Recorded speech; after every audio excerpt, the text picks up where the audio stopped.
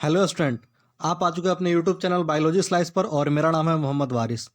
हम लोग डिस्कस कर रहे थे क्लास 11 का chapter 8 cell the unit of life. उसमें हम लोग 5 वीडियो ऑलरेडी कवर कर चुके हैं और ये आज उसका छठा वीडियो है। यह 6th वीडियो में हम लोग को पढ़ना है सेल वाल। सेल वाल का हम लोग कंपोजिशन देखेंगे और देखेंगे कि अलग अलग ग्रुप में, जैसे कि मोनेरा हो गया, प्रोटिस्टा हो गया, फंजाई प्लांटी हो गया, उसमें कैसा कैसा सेल वाल होता है, उसका सेल वाल का कंपोजिशन क्या होता है, कौन चीज़ से मिलकर बना होता है। इसलिए सेल वाल पे कंप्लीट वीडियो होने वाला है, इसको लास्ट तक देखिएगा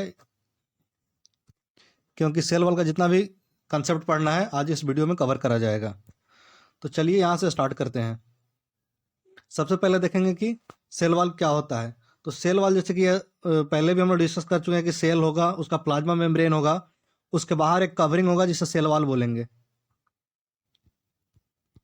या कुछ ऑर्गेनिज्म में होता है और कुछ ऑर्गेनिज्म में नहीं होता है। या सेल वाल जो होता है वो डिफरेंट डिफरेंट पॉलीमर से मिलकर के बना होता है और यह नॉन लिविंग एक स्ट्रक्चर होता है। यही यहाँ लिखा गया है, a non living structure made up of different polymer, अलग अलग पॉलीमर से मिलकर के बना होगा, जो कि आउटर कवरिंग बनाएगा प्लाज्मा मेम्ब्रेन का, प्लाज्मा मेम्ब्रेन के लिए आउटर कवरिंग बनाएगा। और यह प्रोकैरियोटिक सेल में होगा, जो कि हम लोग पहले भी ये देखे थे कि प्रोकैरियोटिक सेल में एक होता है माइकोप्लाज्मा, माइकोप्लाज्मा में सेल वाल नहीं होता है। उसी तरह यूकैरियोटिक सेल में होगा, और सभी यूकैरियोटिक सेल में नहीं होगा, यूकैरियोटिक सेल के कुछ ग्रुप्स में होगा, कुछ में नहीं होगा, जो यहाँ पे लिखा गया है। जैसे कि किंगडम मोनेरा होता है जिसमें बैक्टीरिया और अदर ऑर्गेनिज्म आता है, तो बैक्टीरिया में सेल वाल होगा। और वही किंगडम मोनेरा में आता है माइकोप्लाज्मा, तो उसमें सेल वाल नहीं होगा। जैसे बैक्टीरिया में जो सेल वाल होता है वह बना होता है एक पॉलीमर पेप्टाइडोग्लाइकन का, जिसे म्यूरिन भी कहते हैं। आगे देखेंगे कि हाँ, ये पेप्टाइडोग्लाइकन क्या होता है, म्यूरिन इसे कहते हैं। उसके बाद में एक होता है किंगडम प्रोटिस्टा। प्रोटिस्टा में जनरली सेल वाल अब्सेंट होता है, बट कुछ ग्रुप में या प्रेजेंट होता है प्रोटिस्टा के, कुछ मेंबर में होगा और कुछ में नहीं होगा। जनरली अब्सेंट होता है लेकिन कुछ में होगा। इसको भी देख लेंगे कि हाँ, प्रोटिस्टा में अगर सेल वाल होगा तो उसका कंपोजिशन क्या होगा, कौन चीज से मिलकर बना होगा। उसी तरह फंजाई में सेल वाल होता है जो कि काइटिन का बना हुआ होता है, और प्लांट में सेल वाल होता है जो कि मेनली सेलुलोज का बना होता है। सेलुलोज के अलावा और भी कुछ होगा पॉलीमर, बट मेनली सेलुलोज का होता है। और एनिमल सेल में यह सेल वाल अब्सेंट होता है। इसको अच्छे से याद रखिएगा कि एनिमल सेल में सेल वाल अब्सेंट होता है। अब एक एक करके देखेंगे कि मोनेरा में जो पेप्टाइडोग्लाइकन का बना है वह कैसा है, उस तरह प्रोटिस्टा में, फंजाई में और प्लांट में। ये चारों ग्रुप में एक एक करके देखते हैं कि हाँ, सेल वाल का कंपोजिशन क्या होता है, कैसे अरेंज होता है उसका। इसको आगे यहाँ कवर करते हैं। वो कवर करने से पहले एक बार देख लेते हैं कि सेल वाल का क्या क्या फंक्शन होता है। जैसे कि सेल वाल होता है किसी भी सेल का, तो शेप डिटरमाइन करता है, सेल के शेप को डिटरमाइन करेगा और स्ट्रक्चरल सपोर्ट देगा सेल को। वही यहाँ लिखा गया है, cell wall determine shape of cell, cell का शेप डिटरमाइन करता है and provide a strong structural support. उसी तरह जो सेल वाल होता है उसका एक ये दूसरा काम है, protect cell from mechanical damage and infection, mechanical damage and infection से सेल को बचाता है।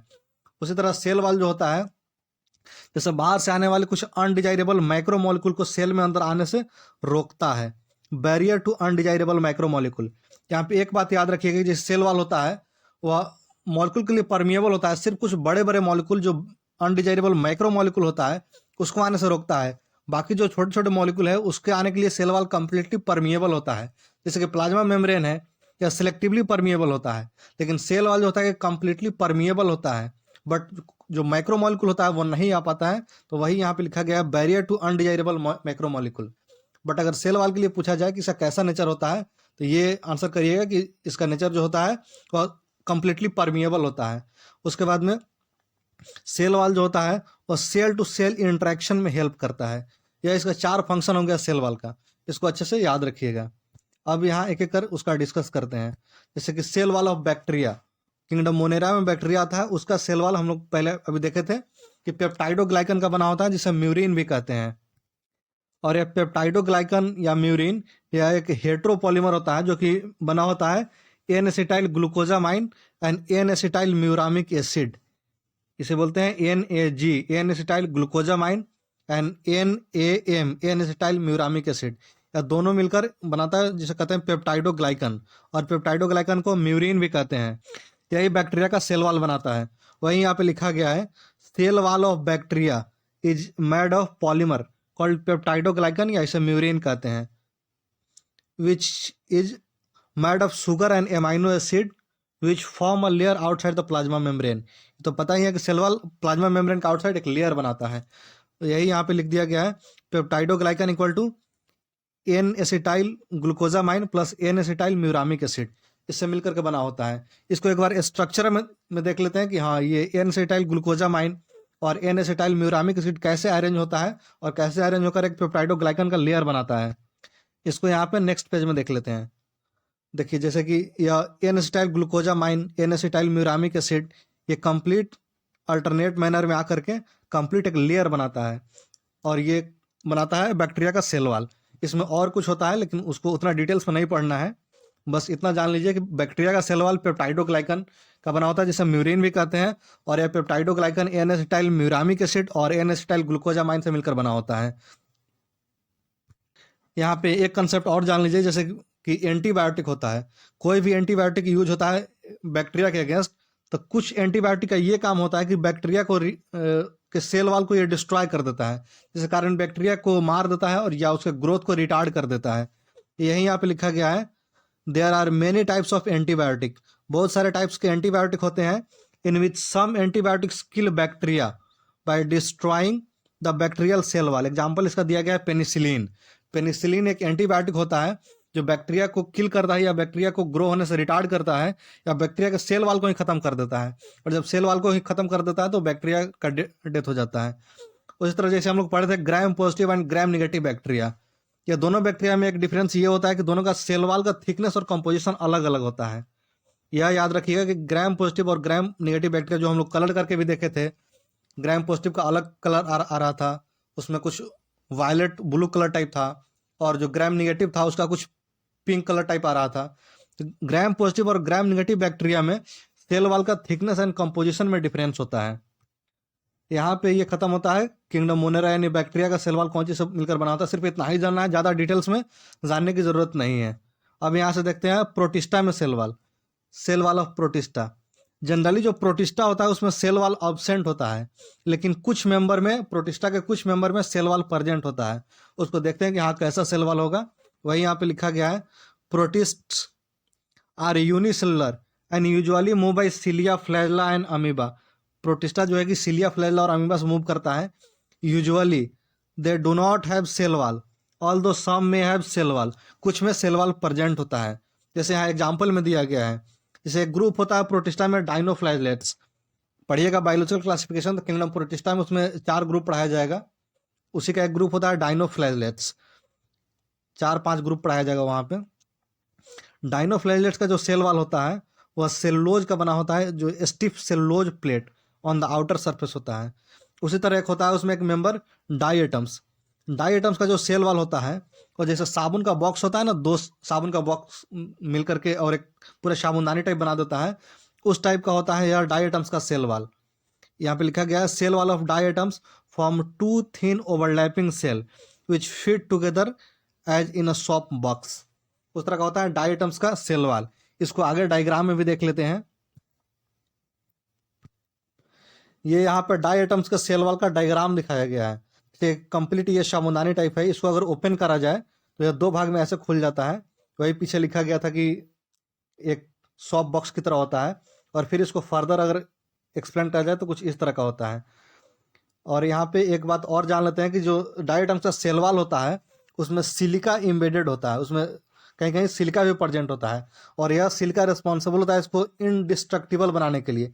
ऐसा हो जाता है डाइएटम का सेल वॉल कि डिस्ट्रक्टिबल नहीं होता है, ये बहुत दिनों तक ऐसे ही बना रहता है, वह टूटता फूटता मतलब ऐसे नष्ट नहीं होता है जनरली आसानी से। तो यही यहाँ पे लिखा गया है, the cell wall of diatoms are embedded with silica and thus the wall are indestructible, जो कि आसानी से नष्ट नहीं होता है। और यही एक कारण है कि जहाँ पे जैसे पहले मिलियन बिलियंस ऑफ ईयर से जहाँ पे डाइएटम्स रहता है, वो अपने हैबिटेट में वो अपना बहुत सारा सेल वॉल छोड़ देता है, और वही सेल वॉल मिल करके वही सेल वॉल बनाता है डाइएटोमियस अर्थ।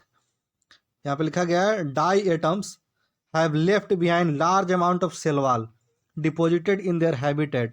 वो अपने हैबिटेट में जहाँ डाइएटम्स रहता है वहाँ हैबिटेट में बहुत सारा सेल वॉल छोड़ देता है, और चूंकि सेल वॉल यहाँ इनडिस्ट्रक्टिबल है, जो कि आसानी से नष्ट नहीं होता है, तो वैसा ही वहाँ पे पड़ा होता है और वह बना देता है diatomeous earth.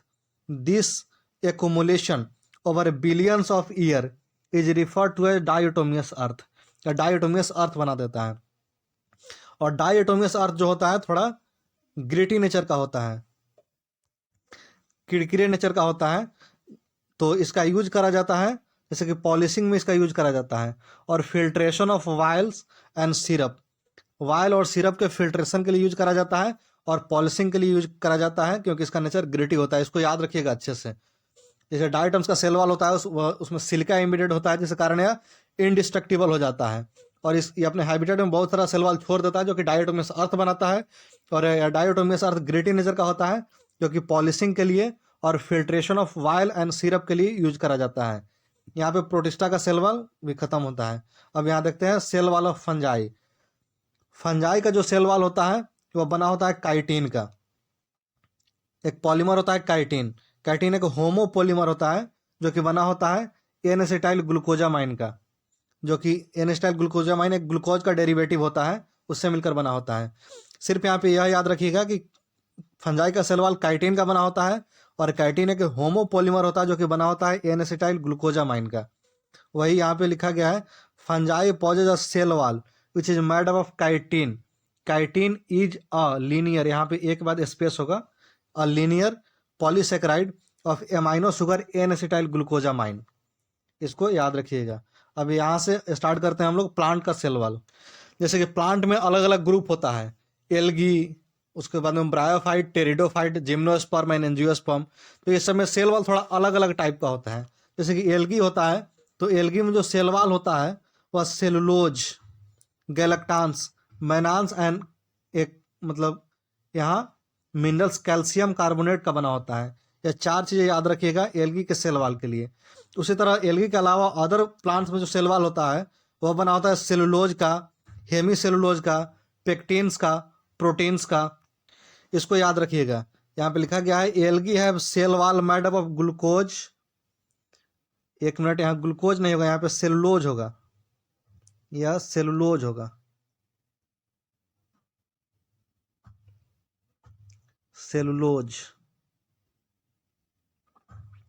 गैलेक्टांस, mannans and minerals like calcium carbonate. While other group में जो होता है वह सेलुलोज का, हेमी सेलुलोज का, पेक्टिन्स का और प्रोटीन्स का बना होता है। अब देखते हैं एक एक करके कि सेलुलोज क्या होता है, गैलेक्टांस क्या होगा, मैनांस क्या होगा। इसके बारे में तो पता है कि कैल्शियम कार्बोनेट CaCO3 होगा। उसी तरह यहाँ पे सेलुलोज, हेमी सेलुलोज क्या होता है, पेक्टिन्स क्या होता है, प्रोटीन्स के बारे में आगे पढ़ेंगे बायोमोलिकुल्स में। या एमाइनो एसिड का पॉलीमर होता है। एक एक करके ये सब चार पांच को यहाँ डिस्कस कर लेंगे। सेलुलोज होता है, सेलुलोज होता है कि एक biodegradable, odourless and tasteless polysaccharide होता है, जो कि पॉलीमर होता है बीटा डी ग्लूकोज का। इसको अच्छे से याद रखिएगा कि सेलुलोज एक biodegradable, odourless and tasteless polysaccharide होता है, जो कि पॉलीमर होता है बीटा डी ग्लूकोज का। उसी तरह से यहाँ आगे जैसे गैलेक्टांस होता है, तो ग्लूकोज के अलावा एक होता है गैलेक्टोज, उसी का पॉलीमर होता है या galactans. Polysaccharide that are composed of galactose derivative. उसी तरह एक मैनांस होता है, जो कि मैनोज होता है, उसका या पॉलीसेकेराइड होता है, polysaccharide that are composed of mannose.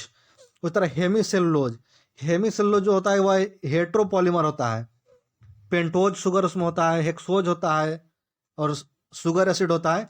ये सबसे मिलकर के हेमी सेलुलोज बनता है। और पेक्टिन भी एक पॉलीसेकेराइड होता है, जो कि कॉम्प्लेक्स पॉलीसेकेराइड है। यहाँ पे हम लोग ये सब को देख लिए। अब आगे थोड़ा सा और देखना है। जैसे या प्लांट का एक सेल हो गया, तो इसमें एक मिडिल लैमेला होता है, दो सेल के बीच में मिडिल लैमेला होता है, जो कि आसपास के सेल को जोड़ करके एक साथ ग्लू का काम करता है मिडिल लैमेला, और जोड़ करके रखता है सेल वॉल को। और जैसे इसमें प्लाज्मा मेम्ब्रेन हो गया, सेल में एक प्लाज्मा मेम्ब्रेन होगा, उसके बाहर होता है सेकेंडरी सेल वॉल, और उसके बाहर होता है प्राइमरी सेल वॉल, और सबसे बाहर होता है यह मिडिल लैमेला। इसके बारे में दो दो लाइन देख लेंगे कि हाँ मिडिल लैमेला क्या होता है, प्राइमरी सेल वॉल क्या है, सेकेंडरी सेल वॉल क्या है, और प्लाज्मा मेम्ब्रेन तो पहले से देखे हुए हैं। उस तरह एक डायग्राम यहाँ दिखाया गया है। इसमें एक खास चीज दिखाया गया है यहाँ पे प्लाज्मोडेस्माटा। बाकी सब तो आपको पता ही है, यह साइटोप्लाज्म हो गया, सेल मेम्ब्रेन हो गया, या मिडिल लैमेला यहाँ हम लोग पिछले वाले डायग्राम में देख लिए। उसके बाद में primary cell wall, secondary cell wall. यहाँ पे खास दिखाया गया है प्लाज्मोडेस्माटा। प्लाज्मोडेस्माटा जो होता है कि दो सेल के बीच में कनेक्शन का काम करता है। एक समझिए कि एक चैनल होता है जो एक सेल का कुछ भी यहाँ सब्सटेंस इधर ट्रांसफर होगा दूसरे सेल में, तो यह एक चैनल का काम करता है प्लाज्मोडेस्माटा। इसको एक एक लाइन में यहाँ देख लेते हैं क्या क्या होता है, या middle lamella, primary cell wall, secondary cell wall, plasmodesmata के बारे में। जैसे यहाँ मिडिल लैमेला के बारे में लिखा गया है, मिडिल लैमेला एक ग्लू का काम करता है दो सेल को जोड़ने के लिए, एडजेसेंट सेल को जोड़ने के लिए। और यह मिडिल लैमेला बना होता है, याद रखिएगा इसको, कैल्शियम पेक्टेट का। यह क्वेश्चन कई बार पूछा भी गया है, इसको अच्छे से याद रखिएगा। जैसे यहाँ पे लिखा गया है middle lamella, it is a layer which hold और glue the different neighbouring cell together, it composed mainly of calcium pectate. उस तरह प्राइमरी सेल वाल, जैसे कोई भी सेल जब बनता है, अभी नया नया सेल बना है, अभी यंग रहता है सेल, तो उसमें जो सेल वाल होता है वो प्राइमरी सेल वाल होता है। और प्राइमरी सेल वाल का एक ये कैरेक्टर होता है कि वह थोड़ा एक्सपैंड हो सकता है, जो कि अगर सेल ग्रो करेगा तो उसके लिए यह सही होता है, एक्सपैंड करेगा। अगर पूरा टफ होता, अगर पूरा स्टिफ होता तो सेल वाल टूट जाता। बट ये प्राइमरी सेल वाल जो नया नया सेल बनता है उसमें होता है, धीरे धीरे करके प्राइमरी सेल वाल खत्म होते जाता है। जैसे सेल मैच्योर होता है या प्राइमरी सेल वाल खत्म होते जाता है, और यह सेल ग्रो करता है जिसके उसमें ये अच्छे से अपना रोल प्ले कर पाता है।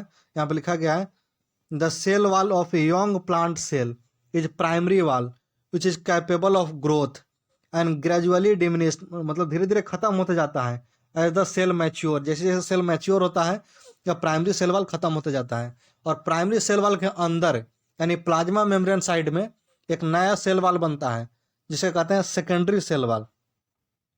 वह यहाँ लिखा गया है secondary cell wall is form after primary cell wall on the inner side में। जैसे प्राइमरी सेल वाल के अंदर यानी सेल वाले साइड में, यानी प्लाज्मा मेम्ब्रेन वाले साइड में, यहाँ आप लोग डायग्राम में भी देख चुके हैं कि यहाँ पे जैसे प्राइमरी सेल वाल है, और प्राइमरी सेल वाल के अंदर या प्राइमरी सेल वाल के अंदर जो है कि सेकेंडरी सेल वाल है।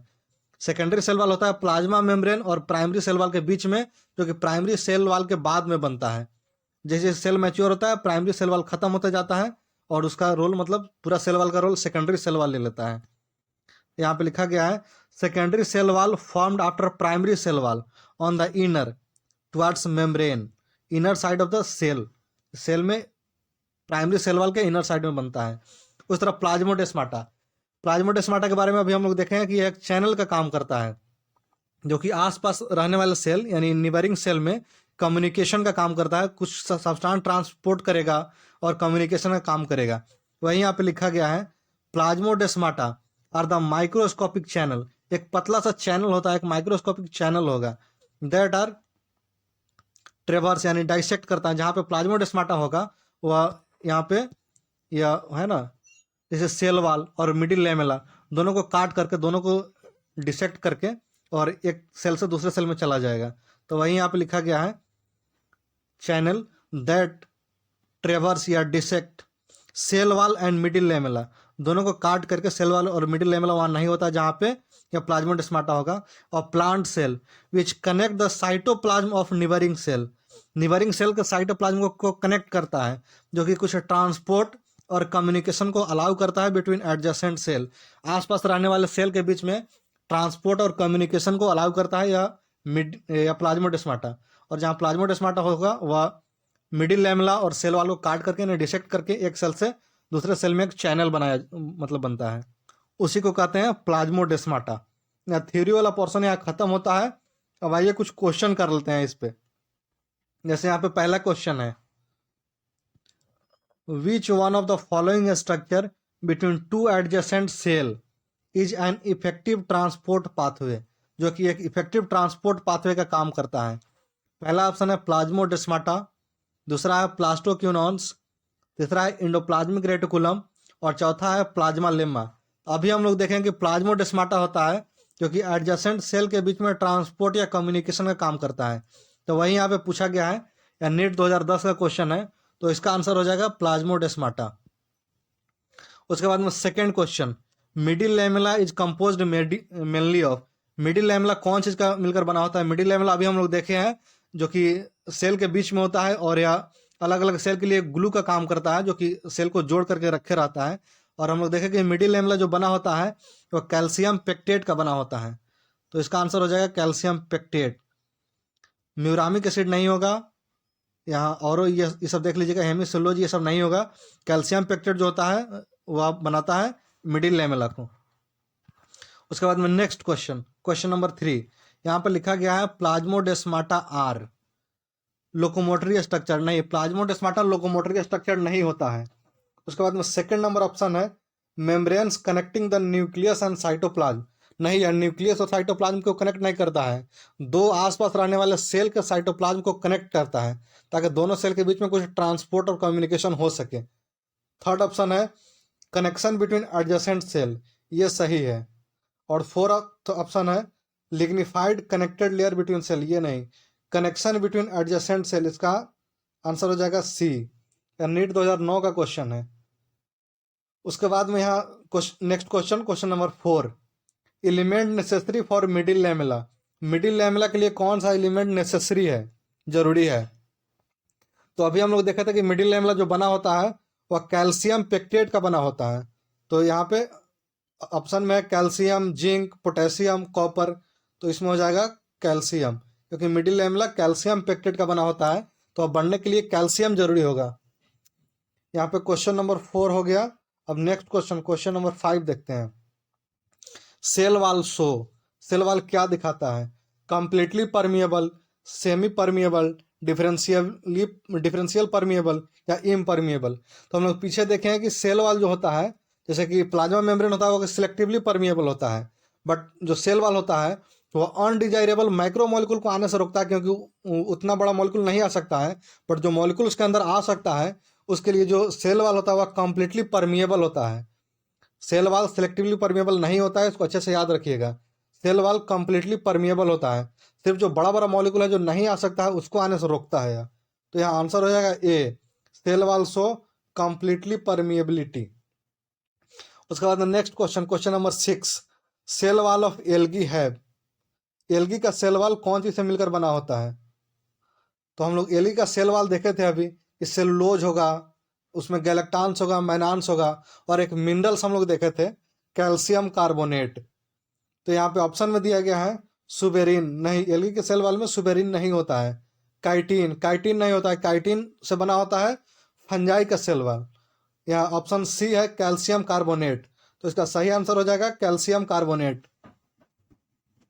तो यहाँ क्वेश्चन नंबर 6 कंप्लीट होता है। अब आगे देखते हैं क्वेश्चन नंबर 7। क्वेश्चन नंबर 7 में पूछा गया है continuity of cytoplasm from cell to cell is maintain through cytoplasmic connection in plant cell. Cytoplasmic connection जो होता है प्लांट सेल में, उसके बारे में पूछा गया है कि कौन चीज होता है। तो यहाँ ई आर, इंडोप्लाज्मिक रेटिकुलम। नहीं, इंडोप्लाज्मिक रेटिकुलम से या साइटोप्लाज्मिक कनेक्शन नहीं बनता है। हम लोग अभी देखे थे कि साइटोप्लाज्मिक कनेक्शन यानी दो सेल के साइटोप्लाज्मिक कनेक्शन बना रहा है प्लाज्मोडेस्माटा, जो कि ट्रांसपोर्ट और कम्युनिकेशन के लिए होता है प्लांट सेल में। तो इसका सही आंसर हो जाएगा प्लाज्मोडेस्माटा। इसका आंसर हो जाएगा D. Gap junction, tight junction या इंडोप्लाज्मिक रेटिकुलम ये सब नहीं होगा। उसके बाद में question number 8, if you remove the cell wall from a plant cell and place the cell into a drop of water. अगर प्लांट सेल है उसका सेल वाल हटा दिया जाए और उसको वाटर में रख दिया जाए, वाटर का ड्रॉप है उसमें रख दिया जाए, तो क्या होगा? तो हम लोग पहले भी देख चुके हैं कि सेल वाल जो होता है वो मैकेनिकल सपोर्ट देता है सेल को।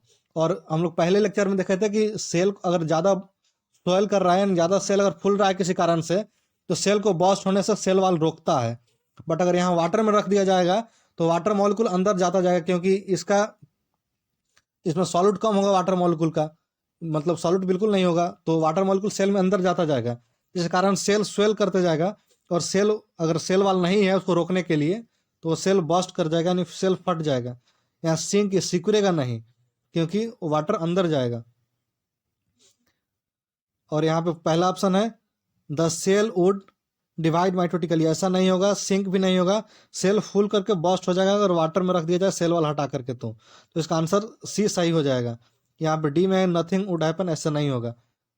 उसके बाद में नेक्स्ट क्वेश्चन, क्वेश्चन नंबर 9, यहाँ पे लिखा गया है कि difference in gram positive and gram negative bacteria is due to. तो हम लोगों ने देखा कि ग्राम पॉजिटिव और ग्राम निगेटिव बैक्टीरिया में हम लोग पहले देख चुके हैं कि हाँ कैसे कैसे उसको स्टैंड करते हैं, लेकिन आज हम लोग देखे हैं कि सेल वाल में डिफरेंस होता है, थिकनेस और कंपोजिशन डिफरेंट होता है ग्राम पॉजिटिव और ग्राम नेगेटिव बैक्टीरिया में। तो यहाँ पे हम लोग इसका आंसर हो जाएगा ए, या नीट 2001 में पूछा गया है क्वेश्चन। यहाँ सेल मेम्ब्रेन के में डिफरेंस नहीं होता है, राइबोसोम में डिफरेंस नहीं होता है, साइटोप्लाज्म में डिफरेंस नहीं होता है, डिफरेंस होता है सेल वॉल का थिकनेस एंड कंपोजिशन में। उसके बाद में क्वेश्चन नंबर 10, इसमें पूछा गया है dye injected into a plant cell might be able to enter an adjacent cell. मतलब एक प्लांट सेल है जिसमें डाई इंजेक्ट करा गया जो कि अपने आसपास वाले सेल में चला जाएगा, कैसे जाएगा, किसके थ्रू जाएगा। तो यहाँ पे ए ऑप्शन है माइक्रोट्यूब्यूल्स, बी में माइक्रोफिलामेंट, सी में प्लाज्मोडेस्माटा। तो हम लोग अभी देखा था कि प्लाज्मोडेस्माटा जो होता है वह एक सेल से दूसरे सेल में कुछ ट्रांसपोर्ट कर सकता है। तो डाई एक सेल से अगर दूसरे सेल में जाएगा तो प्लाज्मोडेस्माटा से होकर के जाएगा। यहाँ क्वेश्चन नंबर 10 कंप्लीट होता है। अगला क्वेश्चन देखते हैं, क्वेश्चन नंबर 11। इसमें पूछा गया है कि प्लांट सेल वॉल जो कि सेलुलोज का बना होता है वह होमोपोलीमर होता है, और यह कौन चीज का होमोपोलीमर होता है। तो सेल वॉल के बारे में हम लोग देखे हैं यहाँ प्लांट के कि सेलुलोज का बना होता है, और सेलुलोज जो होता है वह बीटा डी ग्लूकोज का पॉलीमर होता है। तो इसको अच्छे से याद रखिएगा। ये NAG, एन स्टाइल ग्लूकोजामाइन या NAM, N acetyl muramic acid, ये सब का नहीं होता है। और जैसे chitin is a polymer of, chitin किसका पॉलीमर होता है। तो हम लोग देखेंगे कि काइटिन पॉलीमर होता है एन एसिटाइल ग्लूकोजामाइन का, NAG। इसको याद रखिएगा। तो इसका आंसर हो जाएगा ए। ये सब नहीं होगा, N acetyl muramic acid, amino acid या ग्लूकोज, ये सब नहीं होगा। तो यहाँ पे अब क्वेश्चन भी खत्म होता है, या वीडियो अपलोड हो जाएगा उसके कुछ देर बाद में डिस्क्रिप्शन में PDF का लिंक दे दिया जाएगा जो कि आप डाउनलोड कर लीजिएगा। और यहाँ पे वीडियो को ख़त्म करते हैं। इसको अच्छे से पढ़ लिए। सेल वॉल का बस इतना ही कंसेप्ट पढ़ना है, इससे बाहर कुछ नहीं पढ़ना है। नीट में जो भी क्वेश्चन आएगा सेल वॉल से रिलेटेड यहीं से आएगा, या सफिशियंट है, कंप्लीट। तो यहाँ पे वीडियो को ख़त्म करते हैं। चलिए, थैंक यू।